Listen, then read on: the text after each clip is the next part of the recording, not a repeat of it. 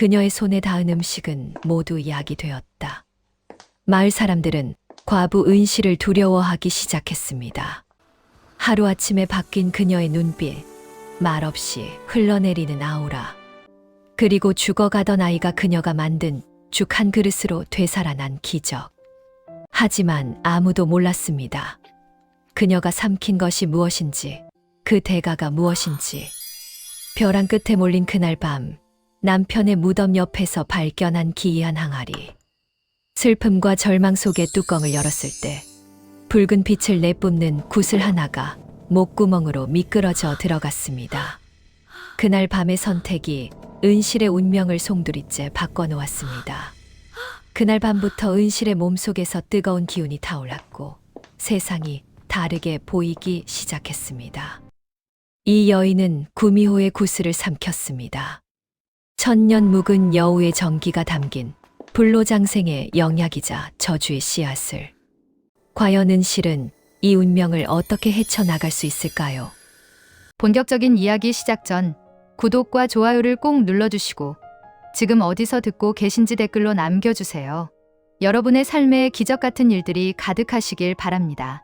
그럼 이제 구미호의 구슬을 삼킨 과부 은실의 파란만장한 이야기 시작하겠습니다. 때는 조선 영조 시절 경기도 양주 땅에 작은 마을이 하나 있었습니다. 산으로 둘러싸인 이 마을은 한양에서 하루 걸음 떨어진 곳으로 30여 호의 백성들이 농사를 지으며 평화롭게 살아가고 있었습니다.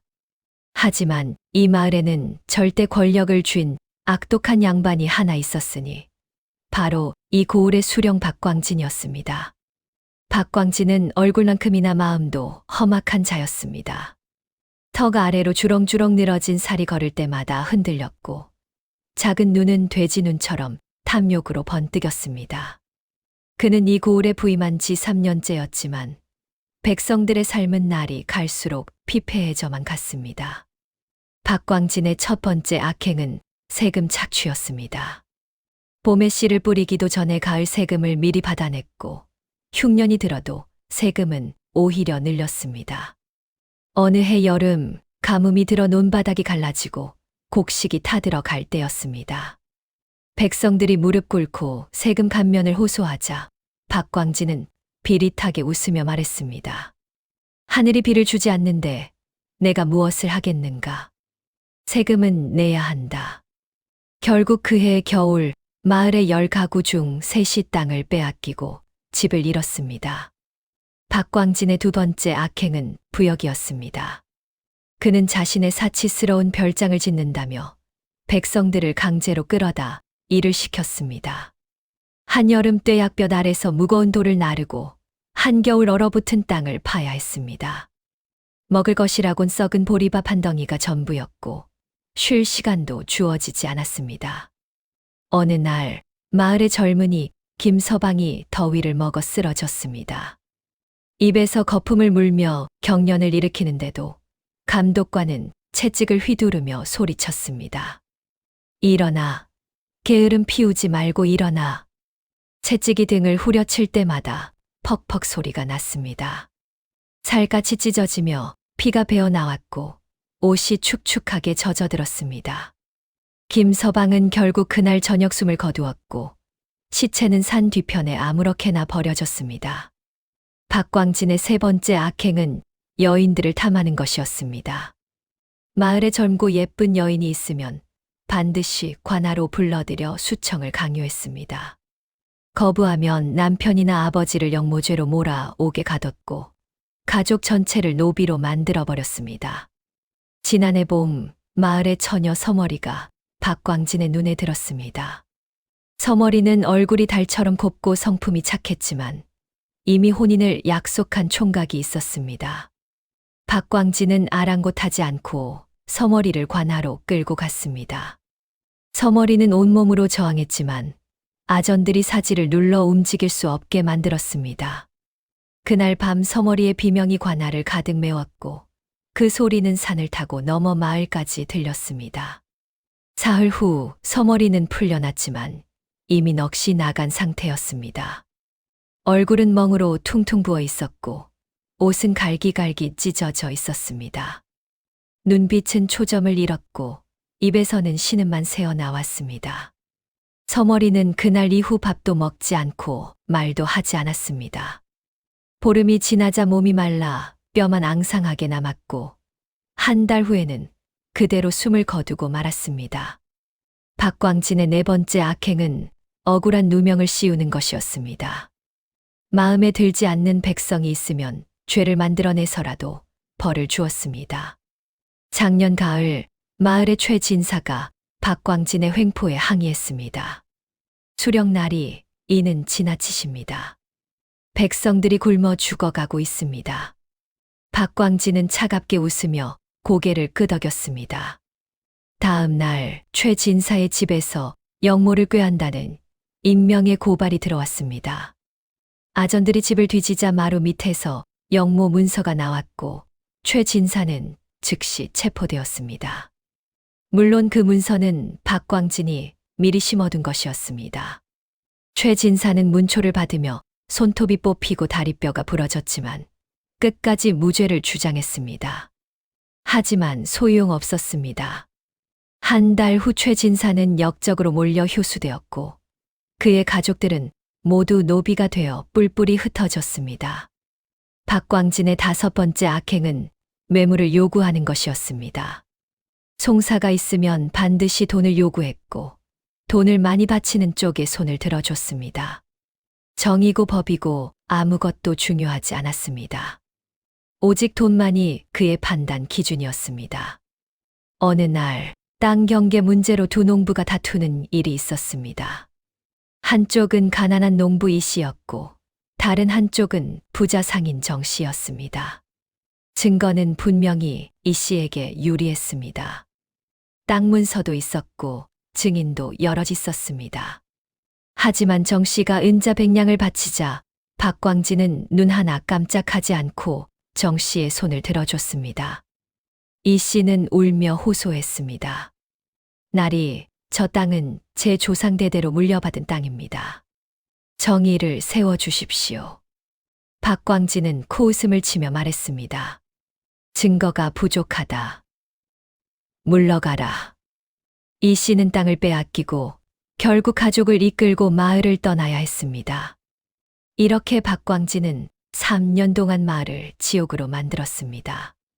백성들은 그를 두려워했고 감히 대적하지 못했습니다. 항의하면 죽고 저항하면 가족까지 화를 입었기 때문입니다. 그저 고개를 숙이고 하루하루 살아가는 것만이 유일한 생존 방법이었습니다. 이런 마을에 과부 은실이 살고 있었습니다. 은실은 올해 26의 젊은 과부였습니다. 얼굴은 버드립처럼 가늘고 길었으며 눈매는 부드럽고 차분했습니다. 키는 작은 편이었지만 몸가짐이 단정했고 말수가 적었지만 눈빛만은 또렷했습니다. 은실의 남편 한철은 2년 전 가을에 세상을 떠났습니다. 산에서 나무를 하다가 발을 헛디뎌 낭떠러지로 떨어진 것입니다. 온몸이 부서져 피투성이가 된 채 발견되었고 사흘을 앓다가 숨을 거두었습니다. 남편이 죽기 전 은실과 한철은 비록 가난했지만 행복했습니다. 남편은 부지런했고 은실은 살림을 잘했습니다.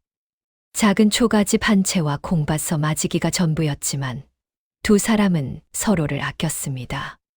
봄이면 함께 밭에 씨를 뿌렸고 여름이면 함께 땀을 흘렸습니다. 가을이면 함께 수확의 기쁨을 나눴고 겨울이면 따뜻한 아랫목에서 내일을 꿈꿨습니다. 하지만 남편이 죽은 후 은실의 삶은 완전히 바뀌었습니다. 과부가 된 젊은 여인을 바라보는 세상의 시선은 차갑고 날카로웠습니다. 마을 사람들은 은실을 동정하는 척하면서도 뒤에서는 수군거렸습니다. 아직 젊은데 어찌 살려고. 혼자 살기 힘들 텐데 곧 제가 하겠지. 아이도 없는데 뭐 하러 수절하나. 은실은 이런 말들을 모른 척했지만 가슴속 깊은 곳에서는 칼날처럼 아팠습니다. 남편 없는 여인의 삶은 생각보다 훨씬 더 고달팠습니다. 새벽 4시면 일어나 우물에서 물을 길어 와야 했습니다. 차가운 새벽 공기 속에서 무거운 물동이를 이고 걸어오면 어깨가 쑤시고 허리가 휘청거렸습니다. 아침밥을 짓고 밭에 나가 잡초를 뽑고 저녁 무렵 돌아와 빨래를 하고 밤이 되어서야 잠자리에 들었습니다. 남편이 있었다면 함께 나눠 쓸 일들을 혼자 해야 했습니다. 봄에는 밭을 갈아야 했지만 여자 혼자 쟁기를 끌기에는 힘이 부족했습니다. 마을 사람들에게 품삯을 주고 부탁했지만 과부라는 이유로 값을 더 쳐받았습니다. 여름에는 잡초와의 싸움이었습니다. 하루 종일 허리를 굽히고 풀을 뽑으면 저녁에는 허리가 펴지지 않을 정도로 아팠습니다. 손은 흙으로 까맣게 물들었고 손톱 사이에는 흙이 끼었습니다. 가을에는 수확을 해야 했지만 혼자서는 시간이 부족했습니다. 콩을 베고 말리고 타작하고 저장하는 모든 과정을 혼자 감당해야 했습니다. 해가 뜨기 전에 시작해서 해가 진 후에도 일했지만 결국 수확의 3분의 1은 제때 거두지 못해 썩어버렸습니다. 겨울에는 추위와 싸워야 했습니다. 땔감을 마련하려면 산에 올라가 나무를 해야 했는데 여자 혼자 도끼를 휘두르기는 어려웠습니다. 결국 작은 나뭇가지만 주워다 떼야 했고 방은 늘 추웠습니다. 이불은 얇았고 밤이면 추위에 이를 덜덜 떨며 잠을 청해야 했습니다. 더 힘든 것은 외로움이었습니다. 밤이 되어 혼자 누워 있으면 남편이 보고 싶어 눈물이 흘렀습니다. 남편의 목소리, 남편의 웃음, 남편의 따뜻한 손길이 그리웠습니다. 가끔 꿈에서 남편을 만나면 아침에 일어나는 것이 두려웠습니다. 꿈에서라도 남편과 함께 있고 싶었기 때문입니다. 은실은 눈물을 흘리며 남편 무덤을 찾았습니다. 무덤 앞에 앉아 하루 일과를 이야기했습니다. 서방님, 오늘 콩밭 김을 다 맸습니다. 허리가 많이 아프지만 괜찮습니다. 서방님, 이웃집 개가 우리 밭에 들어와 콩을 밟았습니다.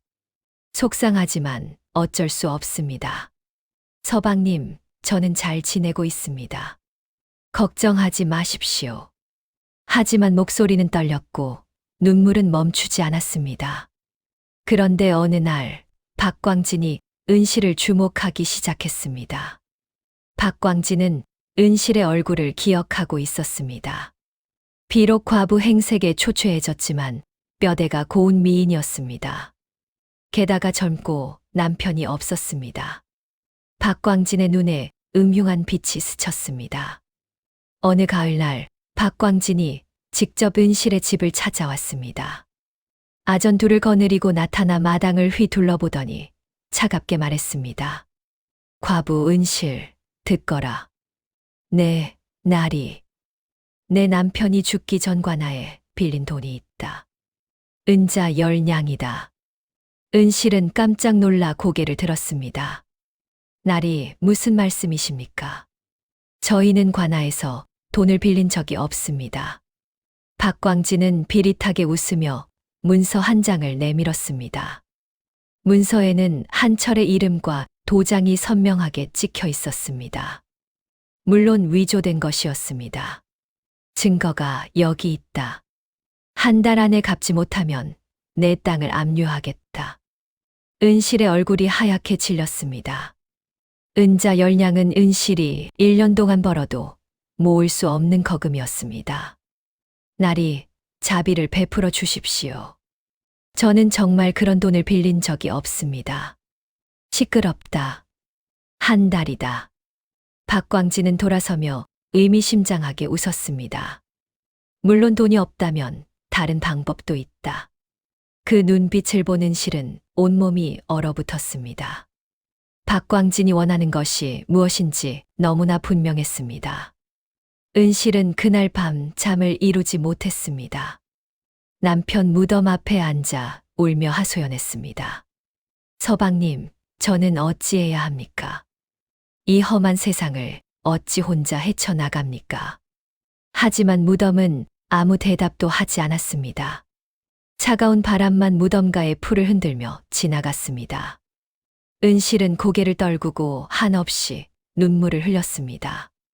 한 달이라는 시간은 눈 깜짝할 사이에 흘러갔습니다. 은실은 돈을 마련하려고 온갖 방법을 다 동원했습니다. 콩밭에 수확물을 모두 팔았지만 고작 은자 인양밖에 되지 않았습니다. 집에 있던 살림살이를 하나씩 내다 팔았습니다. 남편이 쓰던 도끼, 어머니께서 물려주신 녹그릇, 혼수로 가져온 이불까지. 하지만 모두 합쳐도 은자 사냥이 채 되지 않았습니다. 은실은 품팔이를 나갔습니다. 새벽부터 저녁까지 남의 집 밭일을 도와주고 빨래를 해주고 길쌈을 했습니다. 손에 물집이 잡히고 터져서 피가 배어 나왔지만 쉬지 않고 일했습니다. 밤에는 집신을 사마장에 내다 팔았습니다. 손가락이 까지고 눈이 침침해졌지만 한 푼이라도 더 벌려고 악착같이 버텼습니다. 하지만 한 달이 지나도 모은 돈은 은자 6냥에 불과했습니다. 은실은 절망했습니다. 혹시나 하는 마음에 마을 사람들에게 돈을 빌려달라고 부탁했습니다. 하지만 모두 고개를 저었습니다. 은실아, 미안하다. 우리도 먹고 살기 힘들다. 박수령한테 찍히면 우리까지 화를 입는다. 과부 혼자 어떻게 갚으려고 그러느냐. 은실은 무릎을 꿇고 빌었습니다. 제발 도와주십시오. 꼭 갚겠습니다. 하지만 아무도 손을 내밀지 않았습니다. 사람들은 외면했고 은실은 홀로 남겨졌습니다. 은실은 밤마다 남편 무덤을 찾았습니다. 무덤 앞에 엎드려 울며 호소했습니다.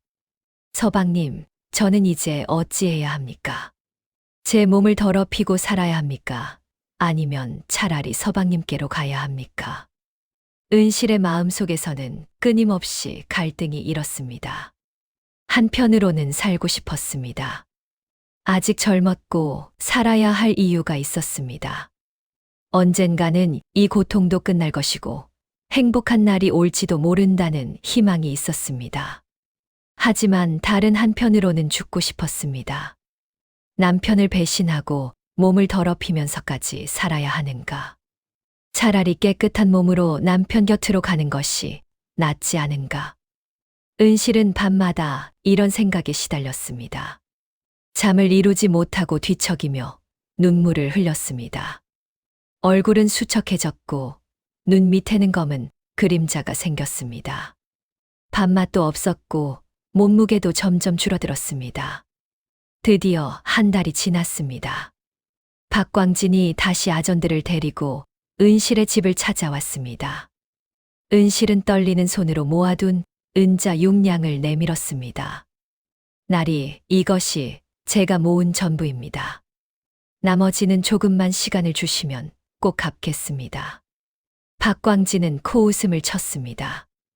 6냥, 10냥을 갚으라 했는데 6냥이라니. 내 냥이 모자라는구나. 나리, 제발 자비를 베풀어 주십시오. 안 된다. 약속은 약속이다. 박광진은 아전들에게 눈짓했습니다. 아전들이 집 안으로 들이닥쳐 땅 문서를 찾기 시작했습니다. 은실은 필사적으로 막아섰습니다. 안 됩니다. 그 땅은 제 남편이 평생 일궈서 물려준 것입니다. 하지만 아전들은 은실을 밀쳐냈고 결국 문서를 찾아냈습니다. 박광진은 문서를 빼앗아 품 안에 넣으며 음흉하게 웃었습니다. 이제 이 땅은 내 것이다. 은실은 무릎을 꿇고 애원했습니다. 나리, 제발 그 땅만은 빼앗지 마십시오. 그것 없이는 살 수가 없습니다. 박광진은 은실의 턱을 손으로 들어 올리며 낮게 속삭였습니다. 땅을 되찾고 싶으냐? 은실은 숨이 막혔습니다. 박광진의 손에서 술 냄새와 기름 냄새가 진동했습니다. 그렇다면 방법이 하나 있다. 오늘 밤 관하로 오너라. 내 시중을 들면 땅 문서를 돌려주겠다. 은실의 얼굴이 하얗게 질렸습니다. 나리, 그럴 수는 없습니다. 박광진은 비웃으며 돌아섰습니다. 그렇다면 땅은 영영 내 것이다. 그리고 내일부터 이 집에서 나가거라. 이 집도 내 땅 위에 있으니 내 것이다. 나리. 하지만 박광진은 뒤도 돌아보지 않고 가버렸습니다. 은실은 그 자리에 주저앉아 하염없이 울었습니다. 박광진은 멀어지는 은실의 뒷모습을 보며 비열한 미소를 지었습니다. 그의 머릿속은 이미 은실의 신통한 능력을 이용해 도성의 권세가들에게 줄을 댈 궁리로 가득했습니다. 이 천한 과부년이 내 앞길을 열어줄 황금 거위였구나. 인연을 잘만 이용하면 한양 판서 자리도 꿈은 아니야. 온 세상이 무너져 내리는 것 같았습니다. 땅도 없고 집도 없고 이제 갈 곳도 없었습니다. 은실은 그날 밤 남편 무덤으로 갔습니다. 달도 없는 깜깜한 밤이었습니다. 차가운 바람이 뼛속까지 파고들었고 나뭇가지가 바람에 흔들리며 으스스한 소리를 냈습니다. 은실은 무덤 앞에 무릎을 꿇고 말했습니다. 서방님, 이제 곧 서방님 곁으로 가겠습니다. 이 더러운 세상에서 더 이상 살고 싶지 않습니다. 은실은 품속에서 작은 칼을 꺼냈습니다. 집에서 쓰던 과도였지만 목을 그으면 죽을 수 있었습니다. 은실은 칼날을 목에 갖다 댔습니다. 차가운 쇠 느낌이 살갗에 닿자 온몸에 소름이 돋았습니다. 눈물이 주르륵 흘러내렸고 손은 부들부들 떨렸습니다. 서방님, 잘못했습니다. 더 버티지 못해 미안합니다. 은실이 눈을 감고 칼에 힘을 주려는 순간이었습니다.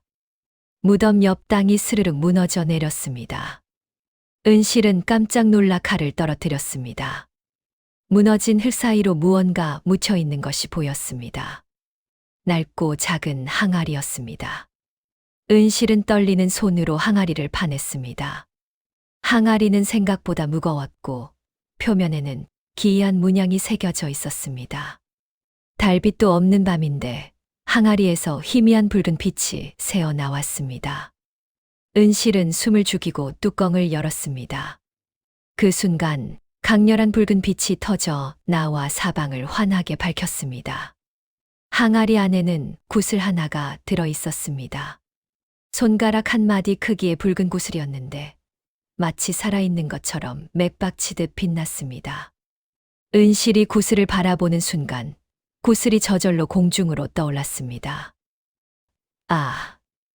은실이 비명을 지를 새도 없이 구슬이 빛의 화살처럼 은실의 입속으로 날아들었습니다. 은실은 본능적으로 삼켰습니다. 구슬이 목구멍을 타고 내려가는 느낌이 생생했습니다.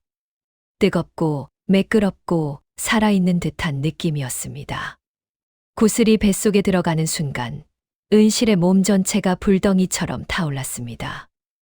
으아! 은실은 비명을 지르며 바닥을 굴렀습니다.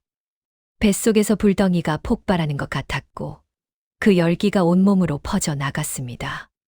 혈관을 따라 뜨거운 기운이 흐르는 것이 느껴졌고 뼈 속까지 열기가 스며들었습니다. 피부는 빨갛게 달아올랐고 땀이 폭포수처럼 쏟아졌습니다. 심장이 터질 듯 빠르게 뛰었고 숨을 쉴 수가 없었습니다. 은실은 정신을 잃을 것 같았습니다. 세상이 빙글빙글 돌았고 귓속에서는 이상한 소리가 울렸습니다. 마치 수천 마리의 여우가 우는 것 같은 소리였습니다. 그런데 그때였습니다. 뜨거운 기운이 점차 온화해지기 시작했습니다. 불덩이 같던 열기가 따뜻한 온기로 바뀌었고 고통이 사라지며 기분 좋은 따스함이 몸을 감쌌습니다. 은실은 천천히 눈을 떴습니다. 세상이 달라 보였습니다. 어둠 속에서도 모든 것이 선명하게 보였습니다. 나무잎 하나하나의 결까지 보였고 멀리 있는 집의 불빛까지 또렷이 보였습니다.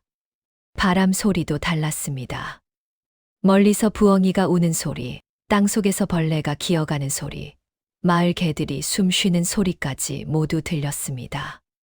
코로 들이마신 공기도 달랐습니다. 흙냄새, 풀냄새, 이슬 냄새가 각각 구분되어 느껴졌습니다. 은실은 손을 들어 자신의 얼굴을 만져봤습니다. 피부가 매끄러워진 것 같았고 주름이 사라진 것 같았습니다. 거울이 없어서 확인할 수는 없었지만 몸 전체가 가벼워진 것은 분명했습니다. 은실은 천천히 일어났습니다. 평소보다 훨씬 가볍게 일어났고 몸이 깃털처럼 가벼웠습니다. 한 걸음 내디뎠을 때 몸이 날아갈 듯 가볍게 움직였습니다. 은실은 놀라 주저앉았습니다. 이게 무슨 일인가? 은실은 항아리를 다시 들여다봤습니다. 항아리 바닥에 작은 글씨가 새겨져 있었습니다. 달빛도 없는데 글씨가 또렷이 보였습니다. 천년 묵은 구미호의 여우구슬. 삼킨 자는 불로장생하나 대가를 치러야 하리. 은실은 온몸이 얼어붙었습니다. 구미호의 구슬. 전설 속에나 나오는 그 구슬을 자신이 삼켰다는 것인가. 은실은 두려움과 경이로움이 뒤섞인 감정에 휩싸였습니다. 하지만 동시에 이상한 확신이 들었습니다. 이제 자신은 달라졌다. 더 이상 연약한 과부가 아니다. 은실은 천천히 일어나 집으로 돌아왔습니다. 그날 밤 은실은 잠을 이루지 못했습니다. 몸속에서 끓어오르는 뜨거운 기운 때문이었습니다. 하지만 그것은 고통이 아니라 힘이었습니다. 새벽이 밝아올 무렵 은실은 거울을 들여다봤습니다. 얼굴이 놀라울 정도로 환해져 있었습니다. 수척했던 볼에 생기가 돌았고 피부는 20살 처녀처럼 매끄러웠습니다. 눈빛은 더욱 또렷해졌고 어딘가 신비로운 빛이 서려 있었습니다. 은실은 알았습니다. 자신의 운명이 완전히 바뀌었다는 것을. 하지만 아직 이 힘을 어떻게 써야 할지는 몰랐습니다. 그저 몸속에서 끌어오르는 이 기운을, 이 힘을 느낄 뿐이었습니다. 과연 은실은 이 힘으로 무엇을 할 수 있을까요? 그리고 구슬이 말한 그 대가란 무엇일까요? 다음 날 아침 은실은 평소처럼 우물로 물을 기르러 갔습니다. 하지만 오늘은 달랐습니다. 무거운 물동이를 들어 올릴 때 마치 빈 그릇처럼 가볍게 느껴졌습니다. 은실은 놀라 물동이를 다시 내려놓고 확인했습니다. 물이 가득 차 있었습니다. 분명히 물에 무게가 있는데 은실에게는 가볍게 느껴졌습니다. 은실은 조심스럽게 물동이를 머리에 이고 걸었습니다. 평소 같으면 뒤틀거리며 천천히 걸어야 했지만 오늘은 마치 춤을 추듯 가볍게 걸을 수 있었습니다. 집으로 돌아와 물동이를 내려놓으며 은실은 자신의 변화를 실감했습니다. 힘이 세졌습니다. 그날 오후 마을에 이상한 소문이 돌기 시작했습니다. 이웃집 김씨네 아들이 열병으로 죽어가고 있다는 것이었습니다. 닷새째 열이 내리지 않고 의원도 손을 놓은 상태였습니다. 은실은 자신도 모르게 발걸음을 옮겨 김씨네 집으로 갔습니다. 마당에는 통곡 소리가 가득했고 방 안에는 10살쯤 된 아이가 누워 있었습니다. 아이의 얼굴은 벌겋게 달아올라 있었고 입술은 바짝 말라 갈라져 있었습니다. 숨소리는 가늘고 약했으며 눈은 감긴 채 의식이 없었습니다. 은실은 아이를 바라보는 순간 이상한 느낌을 받았습니다. 아이의 몸 안이 들여다 보이는 것 같았습니다. 뱃속에 검은 기운이 또아리를 들고 있고 그것이 열기를 뿜어내고 있었습니다. 은실은 아이의 입술이 바짝 마른 것을 보고 부엌으로 달려가 숭늉한 사발을 떠왔습니다. 그녀가 사발을 감싸 쥐자 손바닥에서 푸른 기운이 음식 속으로 스며들었습니다. 그 물 한 모금이 아이의 목을 타고 넘어가자 또아리를 틀던 검은 열기가 씻은 듯이 사라졌습니다. 아이의 이마를 타고 차가운 기운이 몸속으로 스며들어갔고 뱃속의 검은 기운을 밀어냈습니다. 1시경쯤 지나자 아이의 얼굴에서 붉은 기운이 빠졌습니다. 숨소리가 안정되었고 땀이 주르륵 흘러내렸습니다. 그리고 잠시 후 아이가 눈을 떴습니다. 어머니? 김씨 부인은 믿을 수 없다는 표정으로 아이를 끌어안았습니다. 아가, 정신이 드느냐? 마을 사람들은 기적이라며 놀랐습니다. 은실이가 손을 대자마자 아이가 깨어났다. 저것 봐라. 열도 내렸다. 김씨 부인은 은실의 손을 붙잡고 눈물을 흘렸습니다. 은실아, 고맙다. 내가 우리 아들을 살렸구나. 은실은 당황스러웠습니다. 자신이 한 일이 무엇인지 정확히 알 수 없었습니다. 그저 손을 댔을 뿐인데 아이가 나았습니다. 은실은 서둘러 집으로 돌아왔습니다. 방에 혼자 앉아 자신의 손을 바라봤습니다. 평범한 손이었습니다. 하지만 분명 이 손에서 기운이 흘러나왔습니다. 은실은 조심스럽게 실험을 해봤습니다. 시들어가는 화분의 꽃에 손을 댔습니다. 손바닥에서 따뜻한 기운이 흘러나오는 것이 느껴졌고 꽃이 생기를 되찾기 시작했습니다. 시든 잎이 다시 푸르게 변했고 고개를 숙이던 줄기가 곧게 섰습니다. 은실은 충격을 받았습니다. 이것은 분명 보통 사람이 할 수 있는 일이 아니었습니다. 구미호의 구슬이 자신에게 이런 능력을 준 것이었습니다. 며칠 후 또 다른 일이 벌어졌습니다. 마을 할머니가 허리를 다쳐 꼼짝도 못하게 되었습니다. 농사일을 하다가 돌에 걸려 넘어지며 허리를 삐끗한 것이었습니다. 며칠째 누워만 있고 음식도 제대로 먹지 못했습니다. 은실은 할머니를 위해 정성껏 죽 한 그릇을 쑤어 왔습니다. 은실의 손끝에서 시작된 온기가 죽 그릇 전체를 감쌌고 이를 받아먹은 할머니는 곧바로 허리의 통증이 씻은 듯 사라지는 것을 느꼈습니다. 은실이가 만든 음식은 명약이라는 소문은 그렇게 시작되었습니다. 굳어있던 근육이 풀리고 어긋난 뼈가 제자리를 찾아갔습니다. 할머니는 신음을 멈추고 편안한 표정을 지었습니다. 아이고, 이게 뭐냐? 아픈 게 싹 사라졌구나. 할머니는 벌떡 일어나 허리를 펴고 몸을 움직였습니다. 그 모습을 본 마을 사람들은 다시 한번 놀랐습니다. 은실이에게 신통한 능력이 있다. 손만 대면 병이 낫는다. 소문은 삽시간에 마을 전체로 퍼졌습니다. 이웃 마을에서도 사람들이 찾아오기 시작했습니다. 하지만 사람들을 살려낼수록 은실의 기운은 눈에 띄게 쇠약해졌습니다. 거울 속 자신의 얼굴이 창백해지고 머리카락이 하얗게 변해가는 것을 보며 은실은 불길한 예감에 휩싸였습니다. 남의 생명을 이어준 대가로 내 생명이 타들어 가고 있구나. 이 기적은 어쩌면 저주일지도 몰라. 은실은 빗질을 하다 한 움큼 빠진 머리카락을 보며 서글픈 예감에 잠겼습니다.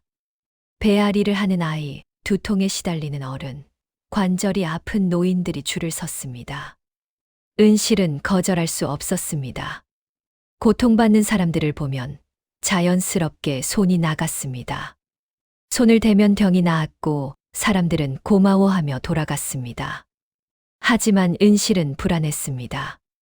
이 능력이 언제까지 지속될지 알 수 없었고 혹시 나쁜 일이 생기지는 않을지 두려웠습니다. 무엇보다 항아리에 새겨진 글귀가 계속 머릿속을 맴돌았습니다. 대가를 치러야 하리. 그 대가가 무엇일까? 은실은 밤마다 이 생각에 잠을 이루지 못했습니다. 그런데 한 달쯤 지났을 때 이상한 일이 벌어지기 시작했습니다. 은실이 손을 대서 낳은 사람들 중 몇몇이 다시 아프기 시작한 것입니다. 김씨네 아들은 또다시 열이 올랐고 할머니는 허리가 다시 아파졌습니다. 하지만 증상이 이전과는 달랐습니다. 더 심해진 것도 아니고 완전히 재발한 것도 아니었습니다. 다만 몸에서 이상한 기운이 느껴진다고 했습니다. 은실은 다시 그들을 치료했습니다. 하지만 며칠 지나면 또 같은 증상이 나타났습니다. 은실은 깨달았습니다. 자신의 능력이 완벽하지 않다는 것을. 병을 일시적으로 억누를 수는 있지만 완전히 뿌리 뽑을 수는 없다는 것을. 아니, 어쩌면 자신의 기운이 사람들 몸에 남아서 부작용을 일으키는 것일 수도 있었습니다. 은실은 두려워졌습니다. 혹시 자신이 사람들에게 해를 끼치는 것은 아닐까? 구미호의 구슬이 준 능력이 축복이 아니라 저주는 아닐까? 은실은 더 이상 사람들을 치료하지 않기로 결심했습니다. 찾아오는 사람들을 거절했고 집 안에만 틀어박혀 지냈습니다. 사람들은 실망했고 일부는 은실을 원망하기 시작했습니다. 처음에는 도와주더니 이제 와서 왜 그러느냐? 자기만 살겠다고 능력을 숨기는 것 아니냐? 은실은 가슴이 아팠지만 어쩔 수 없었습니다. 확신이 서지 않는 능력으로 사람들에게 해를 끼칠 수는 없었습니다. 그런데 그때였습니다. 박광진의 첩이 갑자기 병에 걸렸습니다. 박광진이 가장 아끼는 젊은 첩으로 얼굴이 곱고 몸매가 좋아 총애를 받던 여인이었습니다. 하지만 어느 날 갑자기 온몸에 종기가 돋아나기 시작했습니다. 얼굴, 목, 팔, 다리 할 것 없이 온몸이 부어올랐고 고름이 터져 나왔습니다. 냄새가 지독했고 보기에도 끔찍했습니다. 한양에서 명의를 불러왔지만 아무도 병명을 알 수 없었습니다. 침을 놓아도 소용없었고 약을 먹여도 차도가 없었습니다. 첩은 날이 갈수록 야위어갔고 결국 죽음의 문턱까지 갔습니다. 박광진은 미친 듯이 방법을 찾았습니다. 그러던 중 마을에서 은실의 소문을 들었습니다. 손만 대면 병이 낫는다는 신비한 능력을 가진 과부가 있다는 것이었습니다.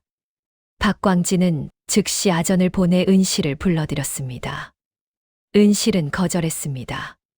저는 더 이상 사람을 치료하지 않습니다. 하지만 박광진은 용납하지 않았습니다. 감히 내 명을 거역하느냐. 당장 오지 않으면 내 목을 치겠다. 은실은 어쩔 수 없이 관하로 갔습니다. 방 안에는 끔찍한 광경이 펼쳐져 있었습니다. 침상에 누운 여인은 온몸이 종기로 뒤덮여 원래 얼굴을 알아볼 수도 없었습니다. 고름과 피가 흘러내렸고 악취가 코를 찔렀습니다. 숨소리는 가늘었고 이미 의식이 거의 없었습니다. 박광진이 으름장을 놓았습니다. 당장 고쳐라. 고치지 못하면 너도 죽는다. 은실은 떨리는 손을 뻗었습니다. 여인의 이마에 손을 얹는 순간 은실은 충격을 받았습니다. 여인의 몸속에 있는 것은 병이 아니었습니다. 독이었습니다.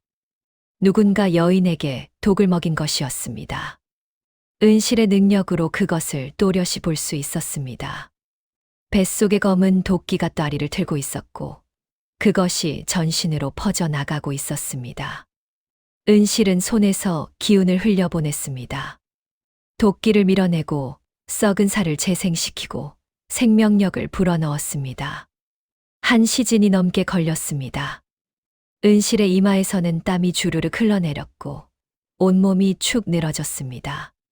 하지만 여인의 얼굴에서 종기가 사라지기 시작했습니다. 부어오른 살이 가라앉았고 터진 피부가 아물었습니다. 숨소리가 안정되었고 안색이 돌아왔습니다.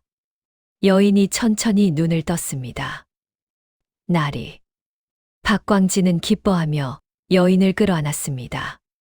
살았구나, 살았어. 박광진은 은실을 돌아보며 말했습니다. 잘했다. 상을 내리겠다. 박광진의 입가에 비열한 미소가 번졌습니다. 그는 은실의 손을 보며 속으로 생각했습니다. 이 천한 과부년에게 이런 신통한 능력이 있을 줄이야. 인연을 도성대감들에게 데려가 병을 고치게 한다면 내 평생의 수건인 판서 자리도 꿈은 아니겠구나. 박광진은 가식적인 웃음을 지으며 은실을 쳐다보았습니다. 하지만 은실은 조용히 말했습니다. 나리, 이 여인은 독에 당한 것입니다. 박광진의 얼굴이 굳었습니다. 무슨 소리냐? 누군가 이 여인에게 독을 먹였습니다. 제가 도끼를 본 것이 분명합니다. 박광진의 눈빛이 변했습니다. 의심과 분노가 뒤섞인 표정이었습니다. 누가 감히... 은실은 고개를 숙였습니다. 그것은 제가 알 수 없습니다. 박광진은 은실을 내쫓았습니다. 하지만 은실이 떠난 후 박광진은 깊은 생각에 빠졌습니다. 누가 자신의 첩을 독살하려 했을까? 그리고 은실이라는 과부는 도대체 어떤 능력을 가진 것일까? 박광진의 머릿속에 은실의 얼굴이 각인되었습니다. 이 여인을 자기 편으로 만들면 큰 이득이 될 것 같았습니다. 반대로 이 여인이 적이 된다면 위험할 수도 있었습니다. 박광진은 결심했습니다. 은실을 완전히 자기 것으로 만들어야겠다고. 과연 은실은 박광진의 마수에서 벗어날 수 있을까요?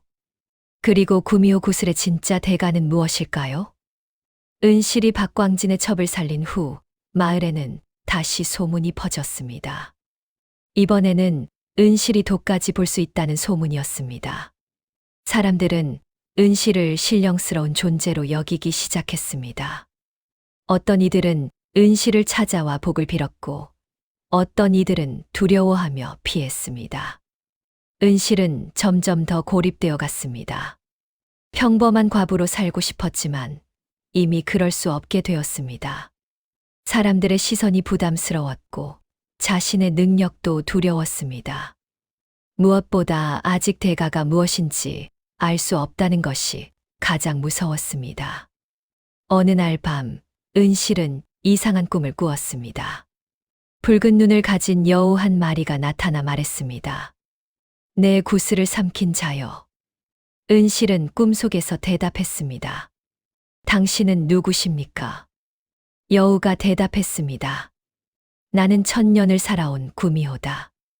내가 삼킨 구슬은 내 생명의 정수다. 왜 제게 이런 힘을 주신 겁니까? 여우는 슬픈 눈으로 은실을 바라봤습니다. 내가 준 것이 아니다. 내가 가져간 것이다. 하지만 이제 너는 그 대가를 치러야 한다. 대가가 무엇입니까? 여우가 말했습니다. 구슬에 힘을 쓸 때마다 내 생명이 조금씩 줄어든다. 내가 남을 살릴 때마다 내 목숨을 나누는 것이다. 은실은 충격을 받았습니다. 그렇다면 제가 많은 사람을 고치면 넌 일찍 죽는다. 구슬은 공짜가 아니다. 모든 것에는 대가가 있다. 여우는 사라지며 마지막으로 말했습니다. 하지만 내게 선택권이 있다. 구슬을 토해내면 모든 것이 원래대로 돌아간다. 하지만 그러면 내가 고친 사람들도 모두 다시 병들 것이다. 은실은 비명을 지르며 깨어났습니다. 온몸이 땀으로 흠뻑 젖어 있었고 심장이 미친 듯이 뛰었습니다. 은실은 자신의 배를 만졌습니다. 뱃속 깊은 곳에서 구슬이 맥박치듯 뛰는 것이 느껴졌습니다. 은실은 깨달았습니다. 그것은 단순한 꿈이 아니었습니다. 구미호가 진짜로 경고를 준 것이었습니다. 은실은 절망했습니다. 남을 살리면 자신이 죽는다니. 그렇다면 이 능력은 축복이 아니라 저주였습니다. 하지만 은실은 또 한편으로 생각했습니다. 자신의 목숨을 조금씩 나눠서 남을 살릴 수 있다면 그것도 의미 있는 일이 아닐까. 어차피 혼자 외롭게 사는 것보다 남에게 도움이 되며 사는 것이 낫지 않을까. 은실은 고민에 빠졌습니다. 하루하루가 고통스러웠습니다. 그런데 그때 박광진이 다시 움직이기 시작했습니다. 박광진은 은실의 능력을 독점하고 싶었습니다. 은실을 자신의 소유로 만들면 큰 이득을 볼 수 있었습니다.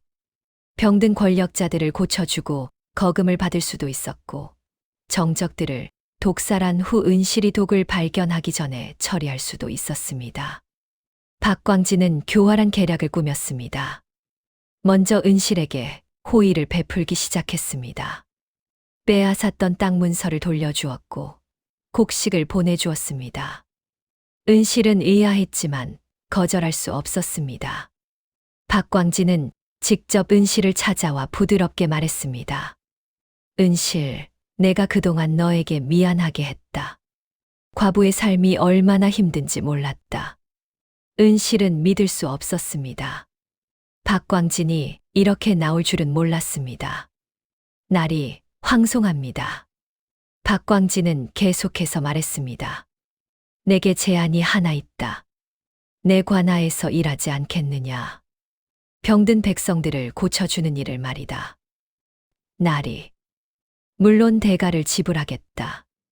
매달 쌀과 돈을 주겠고 좋은 집도 마련해 주겠다. 은실은 고개를 저었습니다. 날이 저는 그럴 수 없습니다. 박광진의 눈빛이 차갑게 변했습니다. 왜 그러느냐? 좋은 제안이 아니냐? 저의 능력은 함부로 쓸 수 없습니다. 쓸 때마다 대가를 치러야 합니다. 무슨 대가? 은실은 입을 다물었습니다. 자신의 생명이 줄어든다는 것을 말할 수 없었습니다. 박광진은 화를 냈습니다. 감히 내 제안을 거절하느냐? 죄송하지만 저는 할 수 없습니다. 박광진은 돌아서며 차갑게 말했습니다. 좋다. 내가 원한다면 그리하라. 하지만 후회할 것이다. 며칠 후 박광진의 본색이 드러났습니다. 마을에 갑자기 전염병이 돌기 시작한 것입니다.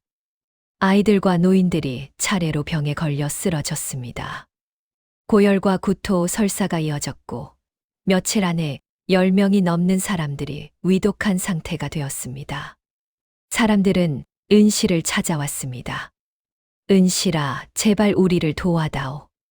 우리 아이가 죽어간다. 내가 아니면 살릴 사람이 없다. 은실은 괴로웠습니다. 사람들을 고치면 자신의 목숨이 줄어든다는 것을 알고 있었습니다. 하지만 고통받는 사람들을 외면할 수도 없었습니다. 은실은 결심했습니다. 조금씩이라도 사람들을 돕겠다고. 자신의 목숨이 조금 줄어들더라도 사람들을 살리는 것이 옳다고. 은실은 병든 사람들을 찾아가 손을 얹었습니다. 1명, 2명, 3명, 10명이 넘는 사람들을 고쳤습니다. 하지만 사람을 고칠 때마다 은실의 몸에서 힘이 빠져나갔습니다. 처음에는 약간의 피로감이었습니다. 하지만 점차 몸이 무거워지고 숨이 가빠졌습니다. 10번째 사람을 고친 후에는 거의 쓰러질 지경이 되었습니다. 얼굴은 창백해졌고 입술은 파랗게 질렸습니다. 손발이 떨렸고 눈앞이 흐려졌습니다. 은실은 집으로 돌아와 쓰러졌습니다. 사흘 동안 일어나지 못했습니다. 몸에서 열이 나고 식은땀이 흘렀습니다. 꿈속에서 여우가 다시 나타나 말했습니다. 경고했을 텐데 내 목숨을 함부로 쓰지 말라고. 은실은 꿈속에서 대답했습니다. 하지만 사람들을 살렸습니다. 여우가 말했습니다. 그래, 사람들을 살렸지. 하지만 넌 죽어가고 있다. 이 속도로 가면 1년도 못 버틴다. 은실은 슬펐지만 후회하지 않았습니다. 그래도 괜찮습니다. 여우는 한숨을 쉬었습니다. 어리석은 인간이로구나. 하지만 그 마음만큼은 아름답다. 사흘 후 은실은 간신히 일어났습니다. 하지만 몸은 예전 같지 않았습니다. 가벼웠던 몸이 무거웠고 맑았던 눈이 흐려졌습니다. 거울을 보니 얼굴에 주름이 생긴 것 같았습니다. 은실은 알았습니다. 자신이 늙기 시작했다는 것을. 구슬에 대가는 생명이었고 생명을 쓸 때마다 노화가 진행되는 것이었습니다. 은실은 슬펐지만 받아들였습니다. 이것이 자신이 선택한 길이었습니다. 그런데 바로 그때 더 큰 위기가 닥쳤습니다. 박광진이 은실을 영모죄로 고발한 것입니다. 과부 은실이 요술을 부려 백성들을 혹하게 한다. 이는 역적의 짓이다. 아전들이 은실의 집으로 들이닥쳤습니다. 은실은 저항할 힘도 없이 붙잡혔습니다. 관아로 끌려간 은실은 박광진 앞에 무릎을 꿇어야 했습니다. 박광진은 비웃으며 말했습니다. 내 제안을 받아들였다면 이런 일은 없었을 것이다. 나리, 저는 역적이 아닙니다. 증거가 있다. 내가 요술로 백성들을 홀렸다는 증인들이 즐비하다. 박광진이 손짓하자 몇몇 사람들이 나왔습니다. 모두 박광진의 사주를 받은 사람들이었습니다. 은실이 귀신을 불러내는 것을 봤습니다. 밤마다 산에 올라가 하늘에 기도하는 것을 봤습니다. 은실이 임금을 저주한다고 말하는 것을 들었습니다. 모두 거짓 증언이었지만 은실은 반박할 수 없었습니다. 박광진은 형틀을 준비하라고 명령했습니다. 요술쟁이 은실, 내 죄를 자백하라. 은실은 고개를 들어 박광진을 똑바로 바라봤습니다. 나리, 하늘이 보고 계십니다. 나리의 악행도 제 억울함도 모두 보고 계십니다. 박광진은 얼굴을 찡그렸습니다. 감히 나를 위협하느냐. 매를 쳐라. 아전이 곤장을 들고 은실의 등을 내리쳤습니다. 퍽. 은실은 비명을 참았습니다. 두 번째, 세 번째, 네 번째. 매가 등을 후려칠 때마다 살갗이 찢어졌습니다. 피가 옷에 배어들었고 고통이 온몸을 관통했습니다. 하지만 은실은 굴복하지 않았습니다. 거짓 자백을 하지 않았습니다. 10대를 맞고 나서야 박광진이 손을 들어 멈추게 했습니다. 옥에 가두어라. 내일 다시 문초하겠다. 은실은 어두운 옥에 갇혔습니다. 차갑고 습한 공기가 온몸을 감쌌고 쥐들이 구석에서 찍찍거렸습니다. 은실은 벽에 기대어 앉았습니다. 등에서는 피가 흘러내렸고 온몸이 쑤셨습니다. 하지만 은실은 눈물을 흘리지 않았습니다. 대신 조용히 하늘을 바라보며 기도했습니다. 하늘이시여, 제가 무엇을 잘못했습니까? 사람을 살린 것이 죄입니까?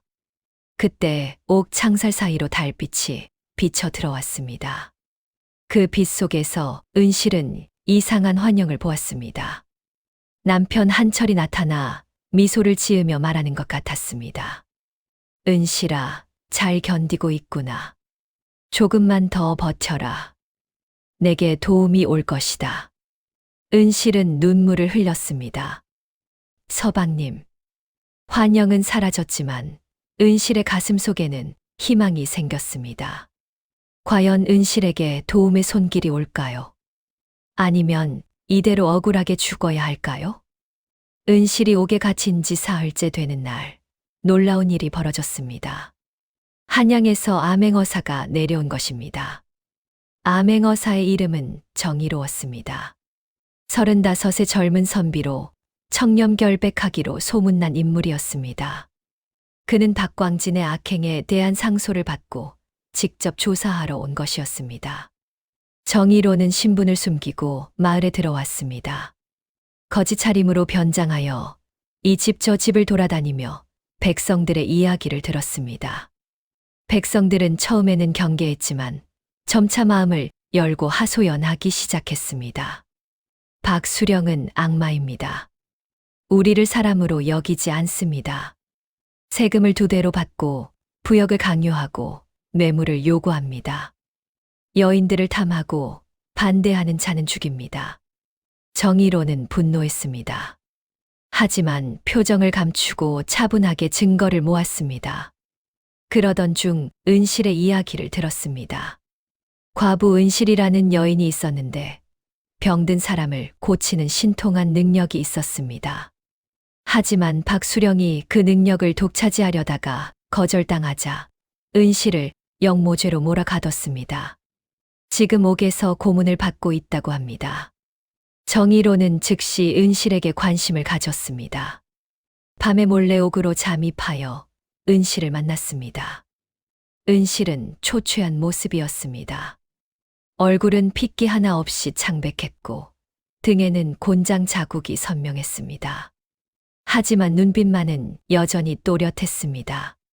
정의로는 조용히 물었습니다. 당신이 은실이요? 은실은 고개를 들어 낯선 거지 차림의 남자를 보았습니다. 하지만 그 눈빛에서 뭔가 다른 것을 느꼈습니다. 누구십니까? 내 정체는 나중에 밝히겠소. 먼저 당신 이야기를 듣고 싶소. 정말 병을 고치는 능력이 있소.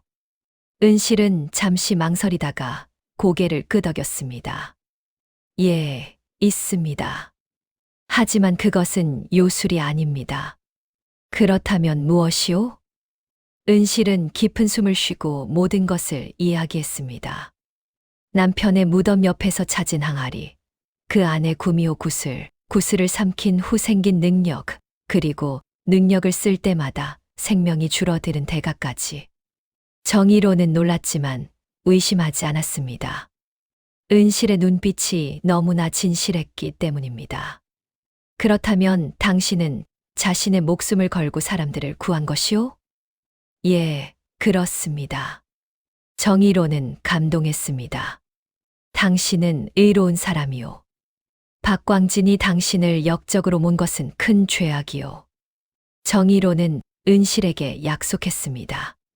조금만 기다리시오. 내가 반드시 당신을 구하겠소. 정의로는 옥을 나와 증거를 더 모았습니다.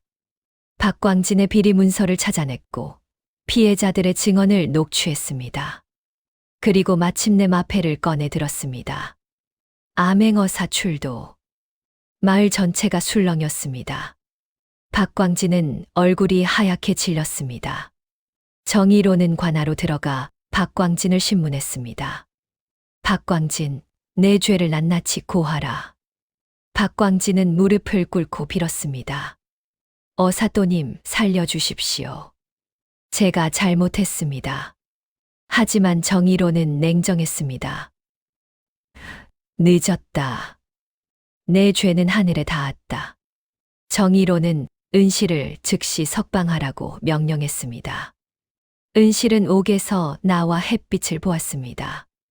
너무 오랜만에 햇빛이라 눈이 부셨습니다.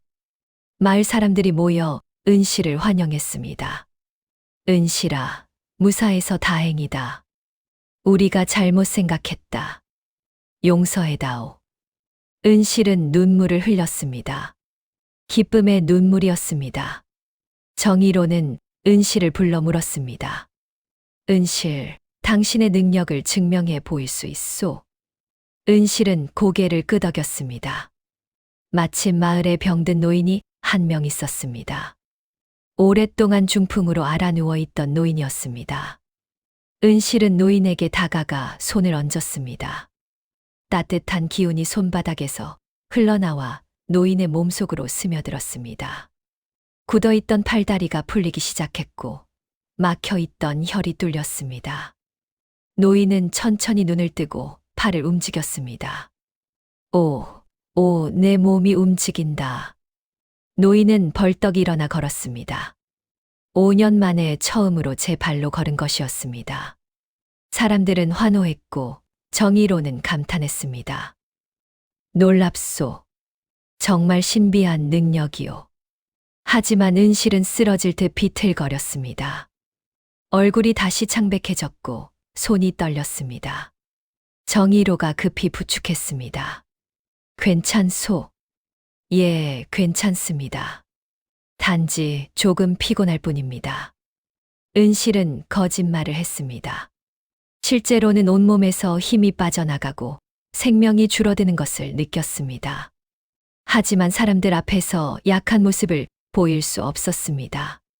정의로는 은실을 집으로 데려다주고 박광진을 처리하기 시작했습니다. 박광진의 모든 재산을 몰수했고 그동안 착취한 세금을 백성들에게 돌려주었습니다. 박광진 본인은 한양으로 압송되어 형조에서 신문을 받게 되었습니다. 백성들은 기뻐하며 춤을 췄습니다. 정의가 섰다. 악인이 벌을 받는다. 은실도 기뻤지만 마음 한편은 여전히 무거웠습니다. 구슬의 대가는 여전히 유효했고 능력을 쓸 때마다 생명이 줄어들고 있었습니다. 며칠 후 정의로가 은실을 다시 찾아왔습니다. 은실, 당신의 능력에 대해 조정해 보고했소. 예. 임금께서 당신을 한양으로 부르고 싶어 하시오. 궁중의녀가 되어 왕실과 백성들을 위해 일해달라고 하시오. 은실은 놀랐습니다. 임금이 자신을 부른다니.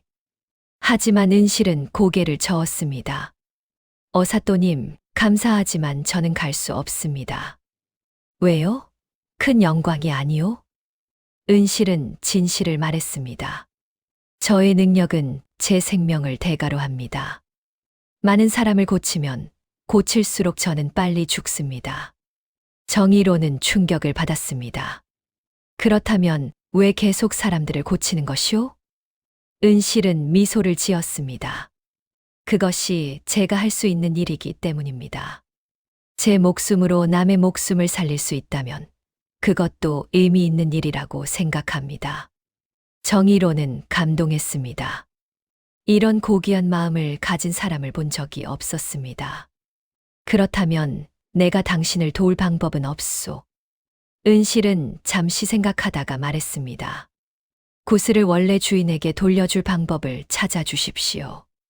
그러면 이 모든 것이 끝날 것입니다. 정의로는 고개를 끄덕였습니다. 알겠소.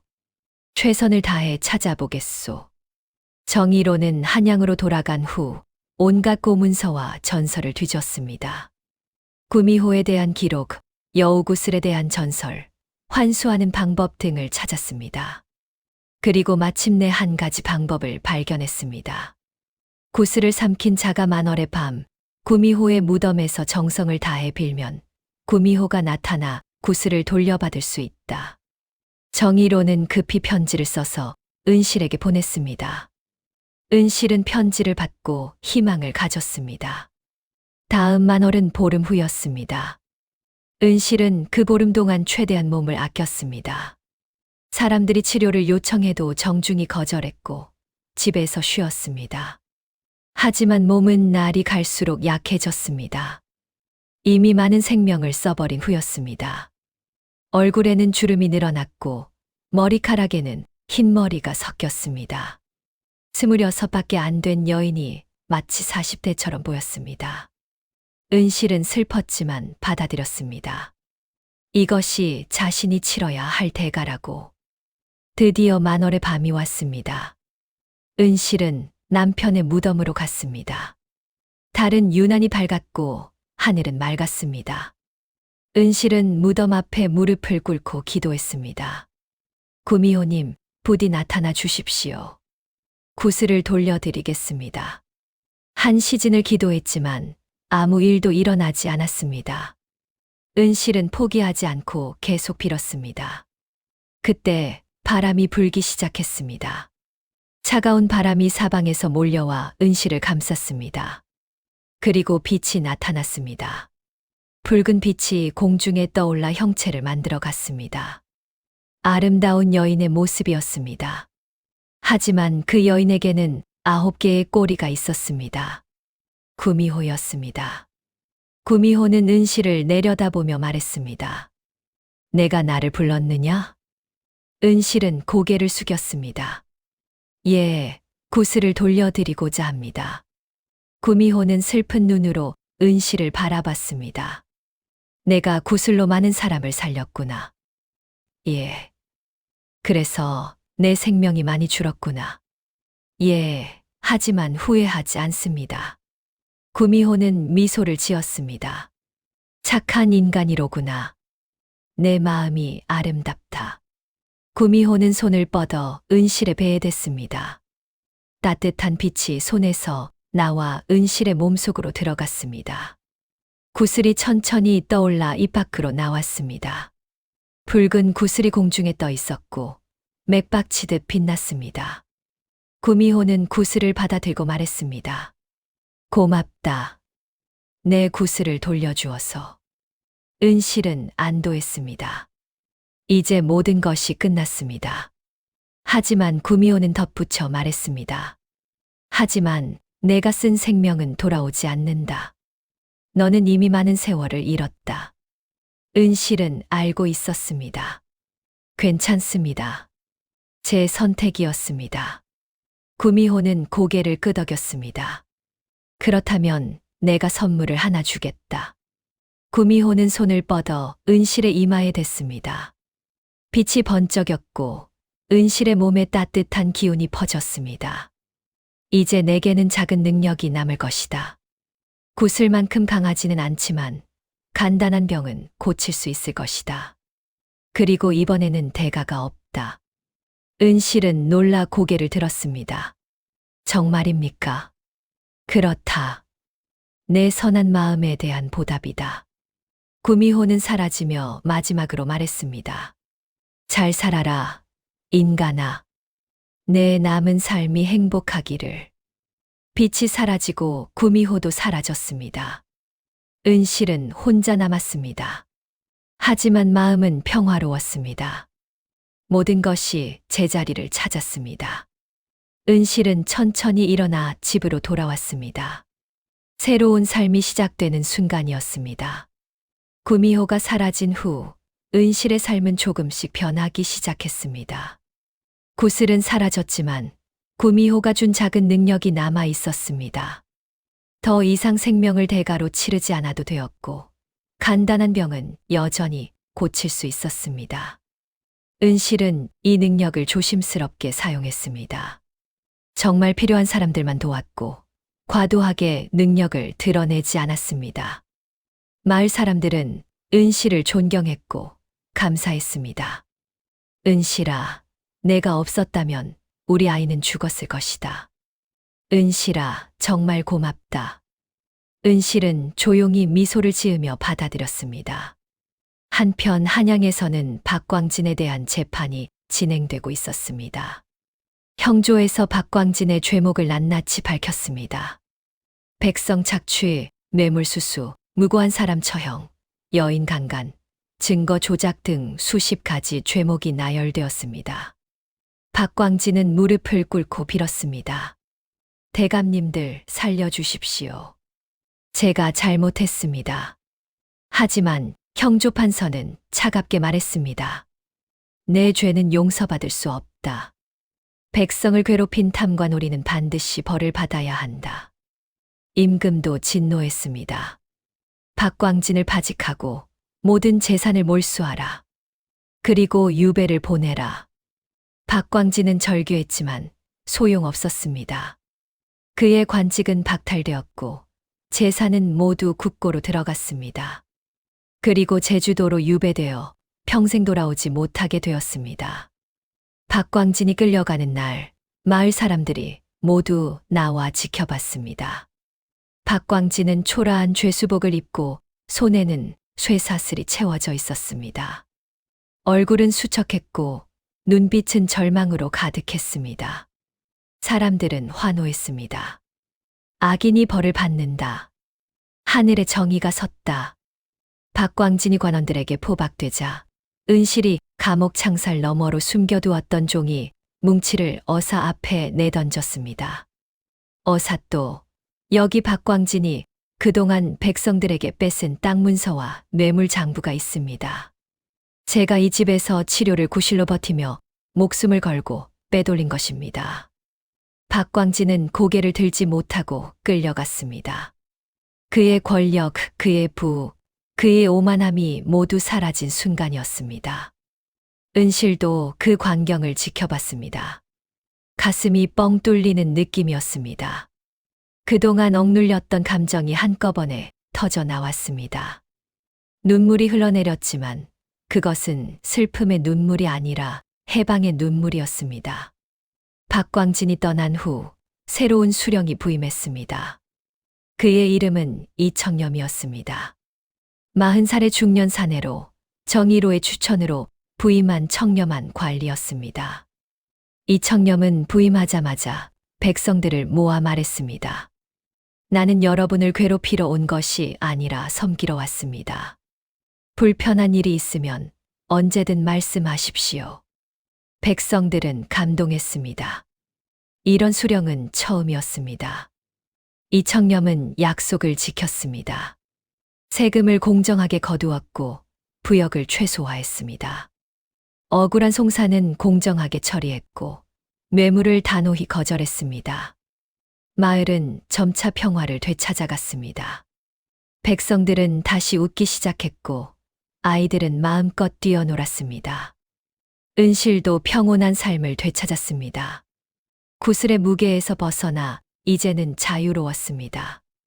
능력은 여전히 있었지만 더 이상 생명을 걸 필요는 없었습니다.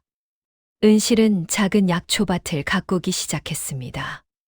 구미호가 준 능력으로 약초를 키우면 그 약초가 특별한 효능을 가졌습니다.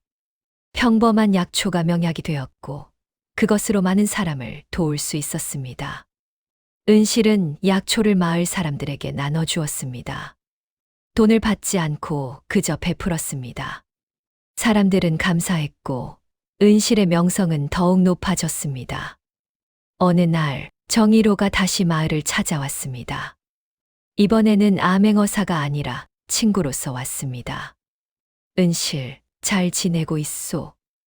예, 어사또님. 덕분에 잘 지내고 있습니다. 정의로는 은실의 얼굴을 보고 놀랐습니다. 예전보다 훨씬 건강해 보였습니다. 주름도 조금 줄어든 것 같았고 눈빛도 맑았습니다. 구슬을 돌려준 것이 잘한 일이었군요. 은실은 미소를 지으며 고개를 끄덕였습니다. 예, 이제는 자유롭습니다. 정의로는 가방에서 무언가를 꺼냈습니다. 임금의 교지였습니다. 임금께서 당신에게 내리시는 것이요. 은실은 놀라 교지를 받았습니다. 교지에는 이렇게 쓰여 있었습니다. 과부 은실은 자신의 목숨을 걸고 백성을 구한 의로운 여인이다. 그 공을 기려 미두 백석과 밭 50마지기를 하사한다. 은실은 눈물을 흘렸습니다. 너무나 큰 은혜였습니다. 어사또님, 이것은 과분합니다. 아니요. 당신이 받아 마땅한 것이요. 당신은 영웅이요. 은실은 교지를 받고 깊이 절했습니다. 그날 이후 은실의 삶은 완전히 바뀌었습니다. 밭을 가지게 되어 먹고 사는 걱정이 없어졌습니다. 쌀도 넉넉했고 집도 수리할 수 있었습니다. 하지만 은실은 욕심 부리지 않았습니다. 필요한 만큼만 쓰고 나머지는 어려운 사람들에게 나눠주었습니다. 미망인과 고아들, 병든 노인들에게 쌀을 나눠주고 옷을 만들어 주었습니다. 마을 사람들은 은실을 성인처럼 여겼습니다. 은실이는 하늘이 내린 사람이다. 저런 선한 사람이 어디 또 있겠는가. 은실은 그저 자신이 해야 할 일을 했을 뿐이라고 생각했습니다. 세월이 흘러 2년이 지났습니다. 마을은 완전히 변했습니다. 박광진 시절의 어둡고 무거운 분위기는 사라지고 밝고 희망찬 분위기가 가득했습니다.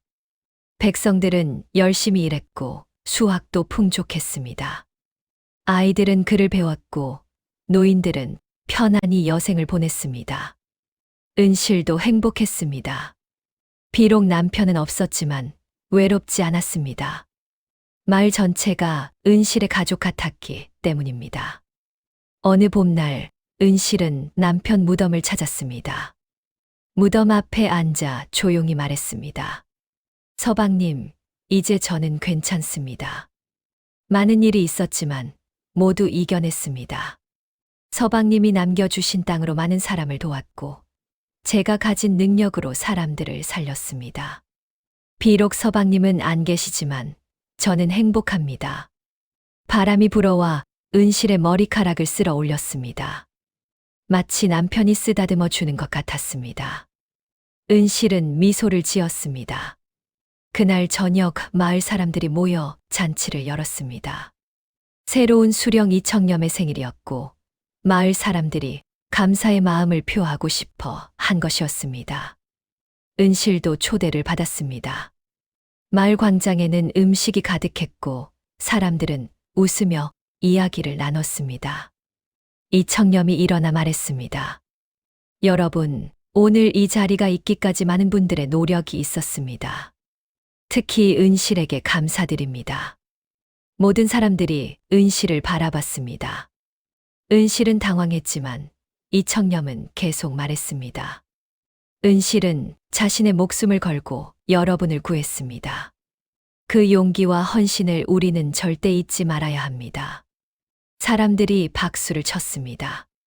우렁찬 박수 소리가 하늘 높이 울려 퍼졌습니다. 은실은 눈물을 흘렸습니다. 하지만 그것은 행복의 눈물이었습니다.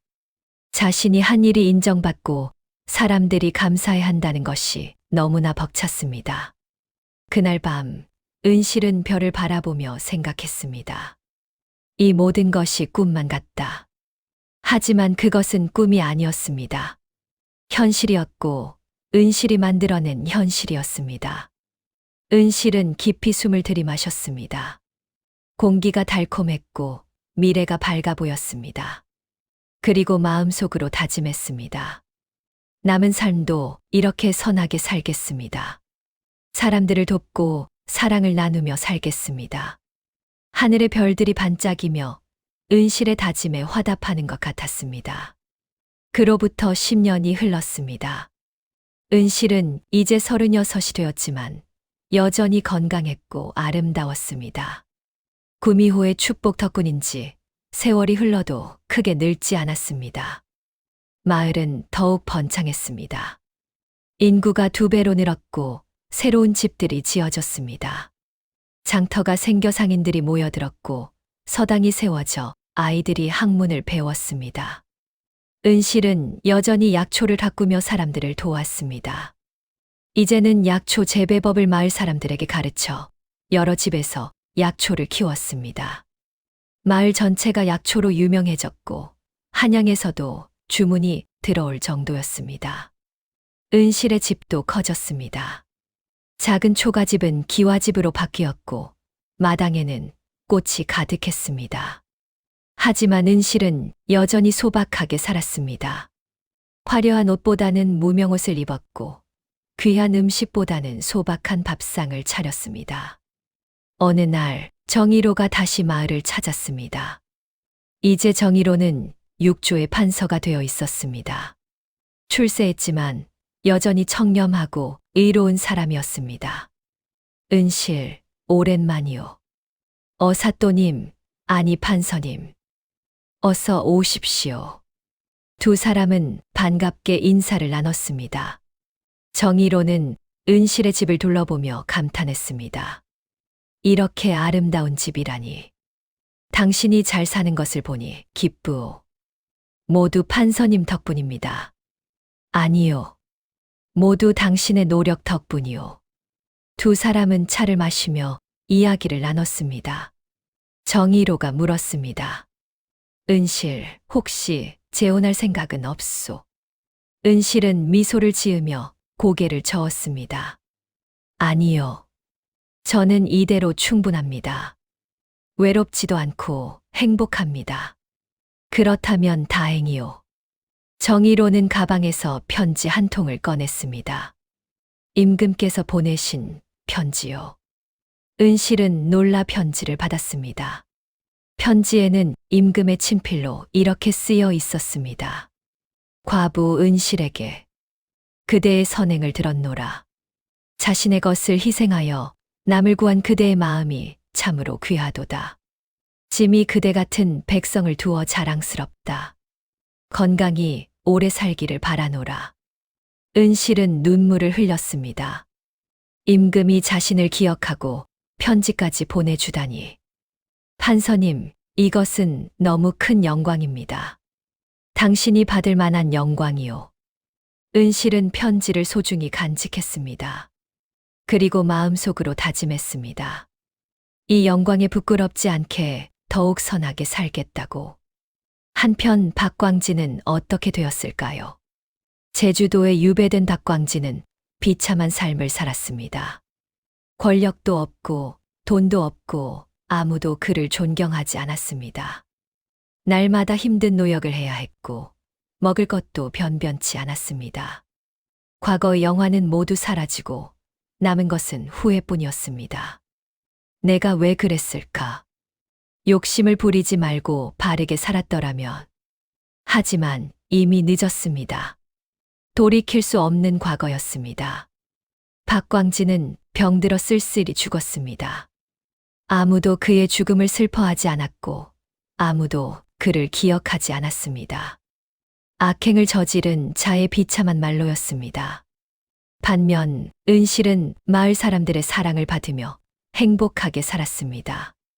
매년 봄이면 마을 사람들이 모여 은실에게 감사제를 지냈습니다. 은실 덕분에 우리가 산다. 은실은 우리의 어머니 같은 존재다.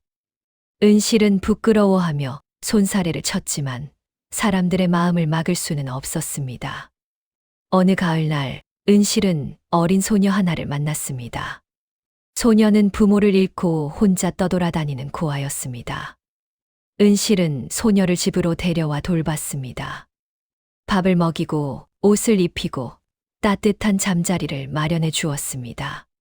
소녀는 은실을 엄마처럼 따랐고 은실도 소녀를 딸처럼 아꼈습니다. 소녀의 이름은 복순이었습니다. 복순이는 영리했고 은실에게서 약초 재배법을 배웠습니다. 손재주도 좋아서 금방 익혔고 곧 은실의 든든한 조수가 되었습니다. 은실은 복순이를 보며 생각했습니다. 내가 구미호의 구슬을 삼킨 것도 고난을 겪은 것도 모두 이 아이를 만나기 위한 과정이었을지도 모른다. 은실은 복순이에게 모든 것을 가르쳤습니다. 약초를 키우는 법, 사람을 돕는 법, 선하게 사는 법. 복순이는 열심히 배웠고 은실처럼 착한 마음을 가진 아이로 자랐습니다. 세월은 계속 흘러 20년이 더 지났습니다. 은실은 이제 50이 넘었지만 여전히 건강했습니다. 구미호의 축복이 은실을 지켜주고 있었습니다. 복순이는 훌륭한 여인으로 자라 좋은 사람과 결혼했습니다. 복순이의 남편도 착한 사람이었고 두 사람은 은실과 함께 살았습니다. 얼마 후 복순이는 아이를 낳았습니다. 건강한 사내아이였고 은실은 할머니가 되었습니다. 은실은 아기를 안고 눈물을 흘렸습니다. 이제야 진짜 가족이 생겼구나. 비록 피는 섞이지 않았지만 마음으로 이어진 진짜 가족이었습니다. 은실은 생각했습니다. 자신의 인생이 참으로 파란만장했지만 결국 행복한 결말을 맞이했다고. 남편을 잃고 구슬을 삼키고 생명을 걸고 사람들을 구하고 감옥에 갇히고 구미호를 만나고 모든 것이 기적 같은 일이었습니다. 하지만 그 모든 과정을 통해 은실은 배웠습니다. 진정한 행복은 소유에 있지 않고 나눔에 있다는 것을. 진정한 힘은 권력에 있지 않고 선함에 있다는 것을. 진정한 삶은 오래 사는 것이 아니라 의미 있게 사는 것이라는 것을. 어느 겨울 저녁, 은실은 아궁이 앞에 앉아 불을 쬐며 생각에 잠겼습니다. 복순이가 물었습니다. 어머니, 무슨 생각을 하세요? 은실은 미소를 지었습니다. 지난 일들을 돌이켜보고 있단다. 후회되는 일이 있으세요? 은실은 고개를 저었습니다. 하나도 없다. 모든 것이 의미가 있었고 모든 것이 나를 이 자리로 이끌었다. 어머니는 정말 대단하세요. 아니다. 나는 그저 내가 할 수 있는 일을 했을 뿐이다. 은실은 불을 바라보며 말했습니다. 복순아, 너도 기억해라. 우리가 이 세상에 태어난 것은 남을 괴롭히기 위함이 아니라 돕기 위함이다. 네, 어머니. 권력과 돈은 일시적이다. 하지만 선한 마음과 좋은 행실은 영원히 남는다. 명심하겠습니다. 은실은 복순이의 손을 잡았습니다. 내가 이 마음을 이어받아 내 아이에게 전하고 그 아이가 또 다음 세대에 전한다면 우리의 선행은 영원히 이어질 것이다. 복순이는 눈물을 흘렸습니다. 네, 어머니. 꼭 그렇게 하겠습니다. 그날 밤 하늘에서 눈이 내렸습니다. 하얀 눈이 조용히 내려앉아 세상을 덮었습니다. 은실은 창밖을 바라보며 생각했습니다. 이 눈처럼 우리의 선행도 세상을 조용히 덮을 것이다. 은실의 눈가에 미소가 번졌습니다. 평화롭고 만족스럽고 행복한 미소였습니다. 오늘 이야기는 여기까지입니다. 구미호의 구슬을 삼킨 과부 은실의 파란만장한 삶을 들으셨습니다. 은실은 자신의 목숨을 걸고 남을 구했고 결국 진정한 행복을 찾았습니다. 여러분도 기억하시길 바랍니다. 진정한 힘은 권력이나 돈이 아니라 선한 마음에 있다는 것을, 그리고 남을 돕는 삶이 가장 의미 있는 삶이라는 것을. 재미있게 들으셨다면 복채는 구독과 좋아요로 받겠습니다. 그럼 저는 더 재미있고 신기한 야담 보따리 챙겨서 다음에 다시 찾아오겠습니다. 늘 건강하시고 행복하십시오.